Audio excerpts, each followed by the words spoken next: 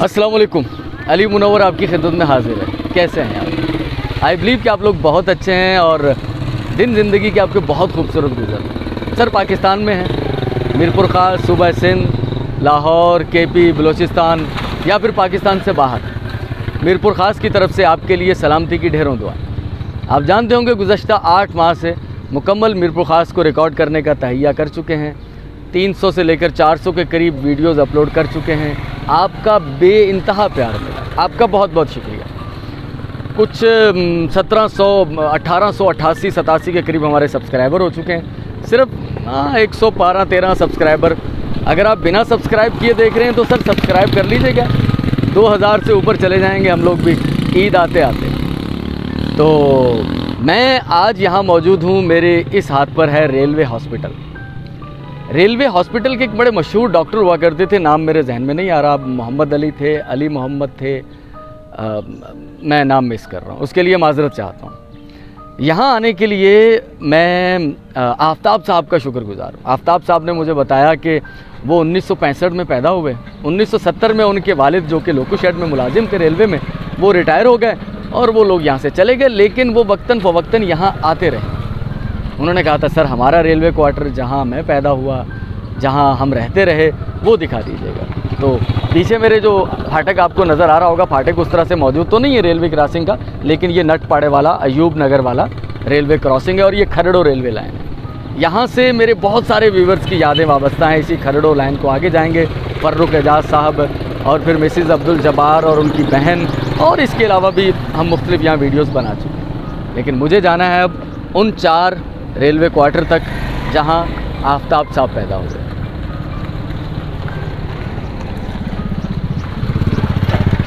Railway hospital, एक छोटा बच्चा जो कि अफ्तारी के लिए तरबूज बेच रहा है, सामने कार जाती हुई बिल्कुल एग्जैक्टली नटपाड़े वाले फाटक पर,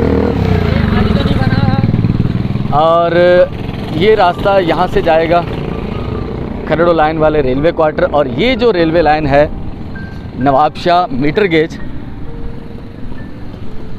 इसके साथ ही मुत्तसिल हैं वो 4 रेलवे क्वार्टर जो कि आफ्ताब साहब की जन्मगाह है।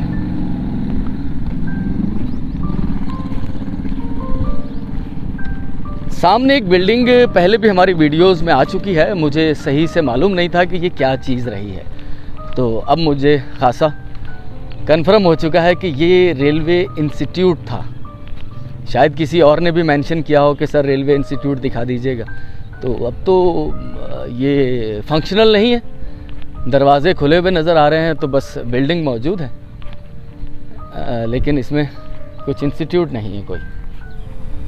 मुझे इसरार साहब, हमारे यूट्यूब व्यूवर हैं, मीरपुर ख़ास से उनका ताल्लुक़ है, वो मिले थे मुझे और वो कुछ कह रहे थे मुझे, सर मैंने आपकी जो गुजारिशात हैं वो सुनी, लेकिन क्या कीजिए सर, अब इसको हम कैसे छुपाएं। ये हकीकतें हैं कि सफाई के इंतज़ामात शायद उतने अच्छे नहीं हैं। ये ट्रांसफार्मर और इसके सामने जो ये क्वार्टर हैं, ये हैं आई थिंक वो आफ्ताब साहब, मुझे कंफर्म कर दीजिएगा।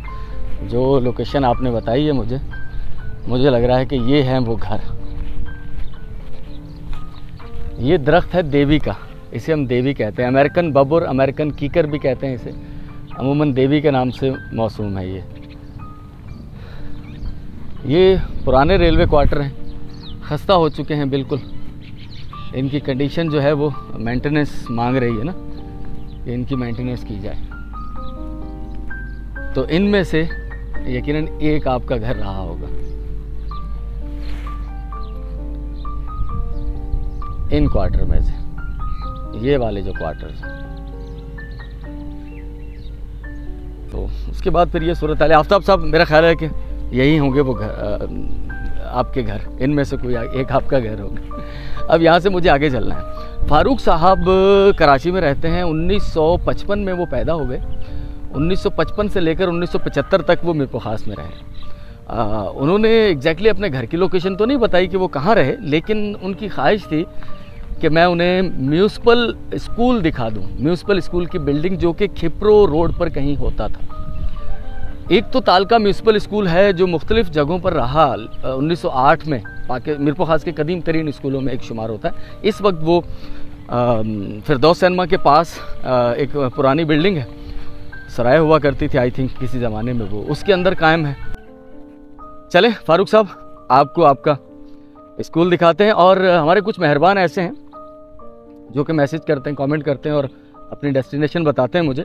बातों का थोड़ी देर हो जाती है, जैसे ख़ास तौर पर आजकल रमज़ान चल रहे हैं। अब देखें तकरीबन 11:15 बजे का वक्त हो रहा है सुबह का। मुझे 12 बजे तक वापस शॉप पर जाना है। हमारे पुराने व्यूवर सारे जानते हैं कि मेरा ये फुल टाइम काम नहीं है। मुझे बच्चों के लिए अपने रोज़ी रोटी कमाने के लिए काम करना होता है। उसके लिए मुझे दर्जी की दुकान पर 12 बजे वहाँ पहुँचना है। छाँव आ गई सर, ओह सुकून आ गया। तो इसलिए थोड़ा सा इंतज़ार कर लिया कीजिए। आप मेरे लिए बहुत अहम है। पता क्यों? देखें, एक तो मुझे कंटेंट मिलता है, आप ये सोचिए। हाँ, मैं हकाइक पर बात करूँगा, और दूसरा आपको खुशी मिलेगी तो मुझे खुशी मिलेगी जब मैं आपकी डेस्टिनेशन पर पहुँचूँगा, है ना। तो थोड़ा सा इंतज़ार किया कीजिए।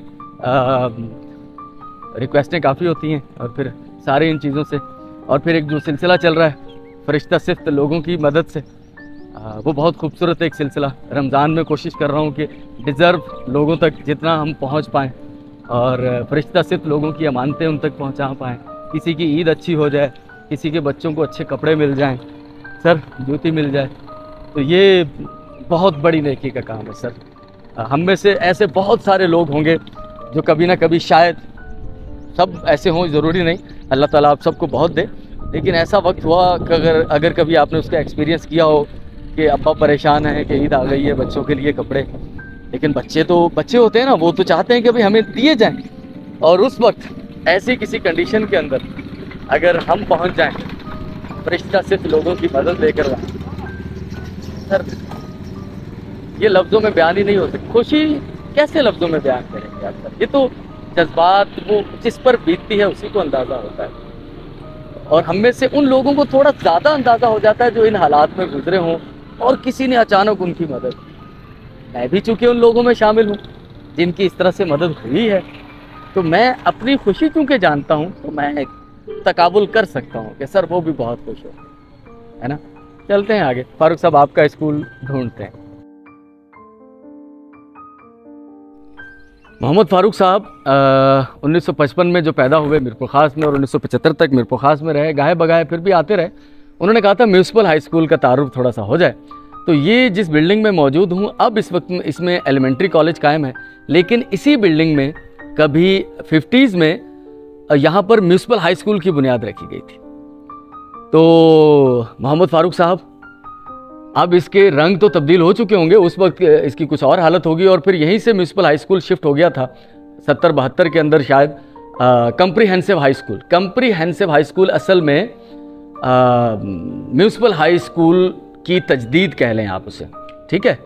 और ये है वो पुरानी बिल्डिंग जो कि म्यूनसिपल हाई स्कूल की बिल्डिंग है। सर ये 50s के ज़माने का बना हुआ स्कूल, यानी कि आप सोच सकते हैं कि 70 साल हो गए हैं। और इस बिल्डिंग को यहाँ इसको बिल्कुल बंद रखा गया है, ठीक है ना। यहाँ पर कुछ स्क्रैप है, लेकिन ये है वो बिल्डिंग। यहाँ पर कबूतरों के बसेरे हैं, बेतहाशा कबूतर, कुछ तो मुझे अब नज़र भी आ रहे हैं यहाँ पर। तो ये स्कूल जो कायम किया गया था, जिनकी सरबराही में उस वक्त जो म्यूनसिपैलिटी होती थी मीरपुर खास में, उसके प्रेसिडेंट होते थे नज़ीर सिद्दीकी साहब। और हमारे एक मेहरबान, हमारी कुछ वीडियोस में आप देख चुके होंगे, शफीक सिद्दीकी साहब, उनके ये ताया थे। तो मैं उस तख्ती के सामने मौजूद हूँ जहाँ 1952 से 1957 और कैप्टन डॉक्टर नज़ीर अहमद सिद्दीकी साहब का नाम लिखा हुआ है। वाइस प्रेसिडेंट थे उस वक्त म्यूनसिपैलिटी के हाजी अब्दुल्ला शाह साहब। बाकी भी सारे नाम लिखे हुए जो बिल्डर बोर्ड में शामिल थे ये। और कैप्टन डॉक्टर नज़ीर अहमद सिद्दीकी को अगर आप अब जानना चाहें तो गयूर सिद्दीकी साहब, जो कि नेशनल सेंटर और उसके बाद हुकूमत सिंध के आर्काइव्स के महकमे में जो ऑफिशली जो हेरिटेज होता है, आर्काइव होता है, उसको वो रिकॉर्ड करते हैं ऑफिशली, उसमें मुलाजिम रहे। अब वो रिटायर हो चुके हैं। ये है सर पुराना इसका स्ट्रक्चर। फारूक साहब, यकीनन आप इस बिल्डिंग से वाकिफ होंगे, यहां आए होंगे आप। ये ऊपर गैलरी है, ठीक है, सही। एक गैलरी इस तरफ है। छत जितनी ऊंची है इसमें गर्मी का एहसास बहुत कम होता होगा, हवा यहाँ से ऊपर से आती होगी नीचे। तो ये है सर आपकी वो बिल्डिंग फारूक साहब, आई बिलीव कि आपको अच्छा लगेगा।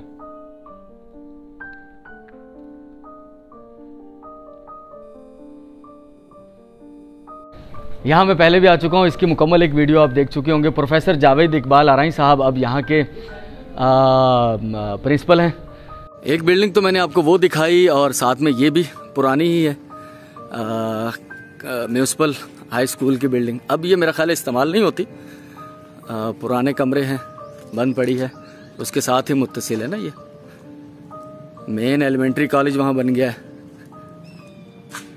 तो अगर आपकी यादें हों कभी वाबस्ता म्यूनसिपल हाई स्कूल से तो सर कमेंट ज़रूर कीजिएगा। मैं सर सैयद रोड पर उस जगह खड़ा हुआ हूँ जहाँ से ये वाला रोड पार्क कॉलोनी के अंदर जा रहा है, और एक रोड ये वाला है जो पार्क कॉलोनी के अंदर जा रहा है। ये रोड बना हुआ नहीं है, ये रोड जो है ये बन चुका है। तो मोहतरम मुझे एग्जैक्टली तो मालूम नहीं कि पार्क कॉलोनी में आप किस जगह रहते थे, लेकिन पार्क कॉलोनी का एक राउंड में ज़रूर लगाऊंगा, ठीक है, आपके लिए। हमारे वो भाई जो कि मस्कत ओमान में रहते हैं और 1991 में उन्होंने मेरे को खास छोड़ा था जब वो बहुत छोटे थे। तो मेन रोड से मैं एक विज़िट आपको करवा दूंगा क्योंकि एग्जैक्ट लोकेशन मेरे पास मौजूद नहीं है। शायद पार्क कॉलोनी में एक स्कूल भी था, मुझे कुछ अर्सा पहले किसी ने कहा था कि यार उस स्कूल को भी दिखा देना, नाम मेरे जहन से निकल गया।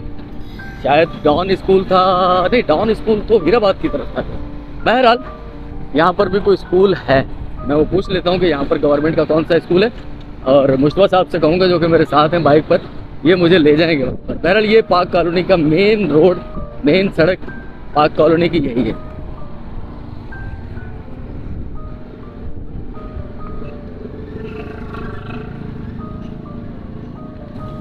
और ये है ट्रैक्टर मार्केट, इसके साथ ही पीछे ग्राउंड भी है, वहाँ भी ट्रैक्टरों की दुकानें तो हैं, पार्ट्स की और मेंटेनेंस की, रिपेयरिंग की।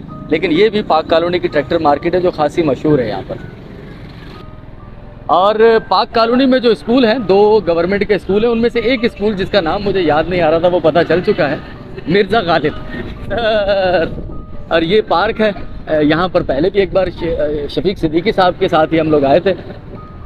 मिर्ज़ा गालिब जो हैं क्या कहते हैं कि ये मसाइल तसव्वुफ़ और तेरा अंदाज़ बयां गालिब, तुझे हम वली समझते जो ना बादा खार होता। तो ये गवर्नमेंट स्कूल ही लग रहा है मुझे ना, इसका नाम कहीं लिखा हुआ है, देखें इस गली के अंदर, मेन रोड उस तरफ है। तो मिर्ज़ा गालिब शायद ये हो, मगर ना वो है ना कि पता पूछते हैं जब वो मेन रोड पर होगा। वो गुलजार ने जो लिखा है मिर्ज़ा गालिब के बारे में कि बल्ली मारा के मोहल्ले की पेचीदा तंग पेचीदा सी गलियां, नहीं ये गरीबाबाद नहीं है, ये government OC primary school mix Garibabad 8 colony Mirpur Khas. Mirza Ghalib तक लेके जाओ भाई मुश्तबा साहब, मिर्ज़ा गालिब। हाँ वो वाला स्कूल तो मिर्ज़ा गालिब नहीं था, लेकिन मुझे लग रहा है कि ये स्कूल मिर्ज़ा गालिब है। और बिल्कुल ठीक पहुँचे हम। बल्ली मारा के मोहल्ले की पेचीदा सी तंग दलीलों की सी गलियां, government Mirza Ghalib primary school. ये बॉयज़ एंड गर्ल्स दोनों हैं। तो स्कूल अभी चूँकि गर्ल्स का है तो मैं स्कूल की बिल्डिंग के अंदर तो नहीं जा रहा, बाहर से रिकॉर्ड कर रहा हूँ। तो अगर आपकी कोई याद यहाँ से वाबस्ता हो, government Mirza Ghalib boys and girls school, ठीक है सर। तो पता किया है कि सुबह यहाँ प्रिंसिपल होते हैं परवेज़ भाई, और अभी चूँकि ख़वातीन का है तो छोड़े उन्हें डिस्टर्ब करना। आपकी छुट्टी हो गई है? अच्छा अच्छा, चलो इसी स्कूल में पढ़ते हो। नाम जो है वो मुझे पसंद आया। मेन रोड तो बना हुआ है लेकिन अंदर की जो गलियां हैं, ख़ास तौर पर मिर्ज़ा गालिब स्कूल वाली, इसकी रोड की हालत खस्ता है। मैं सोच रहा था कि शायद यहाँ पर बाकी भी मेन रोड की तरह अंदर का निज़ाम होगा, लेकिन ऐसा नहीं है। कुछ गलियाँ बनी हुई हैं लेकिन कुछ गलियों की हालत बहुत ही खस्ता है। कितना छुपाएंगे सर, आ जाएगा कचरा भी नज़र। तो मुस्तफा साहब यहाँ से निकल के हम SLD वाले रोड से निकल चलें फिर, ठीक है। और यहीं से पाक कॉलोनी के अंदर से हम लोग निकलेंगे SLD फैक्ट्री, कॉटन फैक्ट्री, उसके मेन रोड से, और वहाँ से सीधा फिर हम शहर के अंदर दोबारा वहाँ चले जाएंगे।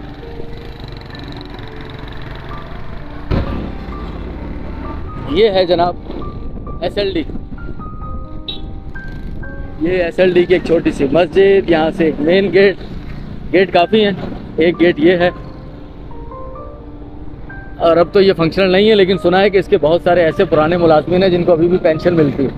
ये ईदगाह है गरीबाबाद मकरानी मस्जिद के ज़ेर अंडर तकी शाह ईदगाह मीरपुर ख़ास, और इसके साथ ही पीछे मुत्तसिल है कब्रिस्तान। यहाँ पर कुछ दरख्त हैं पुराने, और यही इख्तिताम करते हैं अपनी वीडियो का, क्योंकि यहाँ मैं आया हूँ तो शकील बलोच साहब भी मुझे याद आ रहे हैं। शकील बलोच साहब की फैमिली, उनके रिलेटिव अब्दुल मजीद बलोच साहब, वो भी यहाँ पर हम आए थे एक बार, और मैं यहाँ आ गया हूँ। और देखो ये देखो, ये इसकी हालत देखो, ये भांजा मिल गया, देखते ही इसने चिल्लाना शुरू कर दिया, माँ माँ माँ माँ। अच्छा आ जाओ घर आ जाओ, घर आ जाओ, घर आ जाओ, आ जाओ, आ जाओ, आ जाओ, आ जाओ, आ जाओ, आ जाओ, घर चलो। आज मेरे कपड़े तो छोड़ो, मेरे कपड़े तो छोड़ दे। नूर फातिमा कहाँ गई? नूर फातिमा भी नजर आई थी मुझे। नूर फातिमा कहाँ है? नूर फातिमा, नूर फातिमा कैसी हो? हाँ, ईद की चूड़ियाँ ली हैं तुमने? ईद की चूड़ियाँ ली हैं? वालेकुम सलाम बाजी, ईद की चूड़ियाँ नहीं ली तूने? अरे चलो अभी चूड़ी ले। हाँ, कपड़े भी लेने ईद के? हाँ चलो लेते हैं, अभी लेते हैं, अभी लेते हैं। और जानी, जानी कैसे हो? जानी हाथ मिलाओ, जानी खुश है? ठीक है। अरे अस्सलाम वालेकुम, अस्सलाम वालेकुम। हाँ फातिमा, नूर फातिमा, चूड़ियाँ नहीं ली अभी तुमने? अच्छा, जूती भी नहीं ली? जूती पड़ी है, चूड़ियाँ लेनी है? पुरानी पड़ी है, चलो नहीं लेनी, ईद आ रही है ना अभी, ईद आ रही है, ईद आ रही है, ईद आ रही है। वाह अरे वाह, खिलौने भी लेकर आया जानी तो। ठीक है, ठीक है। अच्छा, मैं उसी घर में मौजूद हूँ जहाँ इससे पहले भी आ चुका हूँ। 4 स्पेशल बच्चे हैं इस घर के अंदर। बाजी अभी बता रही थी, वो इनका एक बेटा जो नॉर्मल है बिल्कुल, तो उसका रोज़ा है, तो वो कह रही हैं, बाजी कह रही हैं कि कल मुझे कह रहा था कि फ़ोन करो अंकल को। सर ये देखें, ये उन्होंने कहा, और मेरा इनसे कोई राब्ता नहीं हुआ। जब मैं पहली बार आया था उसके बाद से लेकर अब तक इन्होंने मुझसे कभी राब्ता नहीं किया, कभी मुझे फ़ोन नहीं किया। मैं वक्तन फ़वक्तन यहाँ आता रहता हूँ, और आज हम रमज़ान के शुरू में यहाँ आए थे, और अब ईद आने वाली है तो मैं एक बार फिर यहाँ आया हूँ कि बच्चों के कुछ जूतियाँ कपड़े हो जाएंगे ना, ईद की तैयारी। हमारी बेटी नूर फातिमा है, उनके लिए चूड़ियाँ लेनी है, जूती लेनी है, क्या ख्याल है ना? तो भाई रमज़ान गुजरने वाला है तकरीबन, और अब ईद भी गुजरेगी इंशाअल्लाह। ठीक है, हाँ ना? हाँ, घड़ी भी लेनी है, घड़ी भी मिलेगी इंशाअल्लाह, घड़ी भी मिलेगी, घड़ी भी मिलेगी। ठीक है। ऑल व्यूअर्स, बाजी जो इन बच्चों की वालदा हैं, 4 स्पेशल बच्चों को संभाल रही हैं, जॉब भी करती हैं, एक छोटी सी, गुजारा होना मुश्किल है। आपको याद होगा तकरीबन 2 महीने पहले इनसे हमारा तारुफ हुआ था, वक्तन फ़वक्तन गाहे बगाए आते रहें। हाँ चलें चलें, अल्लाह खैर करेगा। बाजी ये रखें बच्चों को कपड़े, ठीक है? हाँ इंशाल्लाह, इंशाल्लाह। ये ईद के लिए, पहले रमज़ान के लिए आए थे, हाँ इंशाल्लाह। अब ईद के बच्चों के कपड़े, जूतियाँ ईद वाले दिन फिर आएंगे। ठीक है बाजी, बहुत शुक्रिया। उन लोगों के लिए दुआ कीजिएगा, मैं स्पेशली, हमारे कुछ ऐसे मेहरबान हैं, हाँ ऐसे है ना बच्चे जो मस्तान है, हाँ वो ऐसी, मैं आपको कुछ नाम बता दूँ। एक ऐसे जैसे लियाकत शाह साहब है, उनकी तबीयत कुछ ख़राब है। फिर वो ख्वाजा इशरत हुसैन साहब हैं, उनकी बेगम के साथ कुछ इश्यूज़ है मेडिकल, वो। फिर हमारे हुमायूं साहब हैं, अमेरिका में होते हैं, तो उनकी बेगम के साथ, इन सब के लिए, इनको ये जितने हमारे मेहरबान है ना, हाँ इनके लिए दुआ कीजिएगा कि इनकी जितने भी अहले खाना है जिनकी तबीयतें ख़राब है ना, उनको अल्लाह सेहत दे। बस बस, बहुत शुक्रिया, बहुत शुक्रिया, बहुत शुक्रिया, बहुत शुक्रिया। चलें नूर फातिमा, नूर फातिमा, चलें चलें चलें, चल भाई भांजे मेरे, ठीक है भांजे, चलो चलते हैं, चलें। हाँ दुआ, रोज़ा खोलेंगे ना फिर दुआ करना, ठीक है? दुआ करना नूर फातिमा। चल जानी, जानी, जानी, ठीक है, ठीक है। हाँ जूती, जूती लेके देना, कपड़े लेके देना इनको, ठीक है? चलो चलते हैं, चलो चलो चलो, ठीक है आ जाओ। मैं उस घर से निकला हूँ जहाँ 4 स्पेशल बच्चे, जैसा कि मैंने कहा था, इनसे दो माह हो गए हमारे तारुफ को। ये कम्प्रीहेंसिव हाई स्कूल वाला रोड, और यहाँ पर आता हूँ तो 2-3 लोग मुझे बड़ी शिद्दत से याद आते हैं। चौधरी सिकंदर साहब याद आते हैं, और डॉक्टर मोहिउद्दीन साहब याद आते हैं, क्योंकि वो दोनों इसी स्कूल में पढ़े। और भी लोग हैं हमारे व्यूअर जो कि कम्प्रीहेंसिव हाई स्कूल में पढ़े हैं, और पहले मैं अभी आया हूँ वहाँ से वीडियो बना के म्यूनसिपल हाई स्कूल की, तो वही म्यूनसिपल हाई स्कूल यहाँ शिफ्ट हुआ था, कम्प्रिहेंसिव हाई स्कूल। ये है कम्प्रिहेंसिव हाई स्कूल की बिल्डिंग। सामने आपको ऑडिटोरियम भी नज़र आ रहा होगा, जो अब तो फंक्शनल नहीं है, इमारत खस्ता हो चुकी है, लेकिन ये कम्प्रिहेंसिव हाई स्कूल है।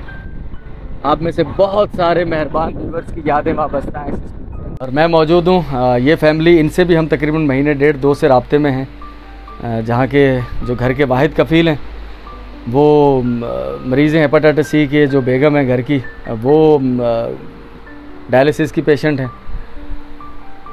हाँ, ठीक है मेरे भाई, ये कुछ पैसे हैं, बहुत बहुत मेहरबानी, ये पैसे रखें आप, बहुत अच्छी सपोर्ट, ठीक है चले।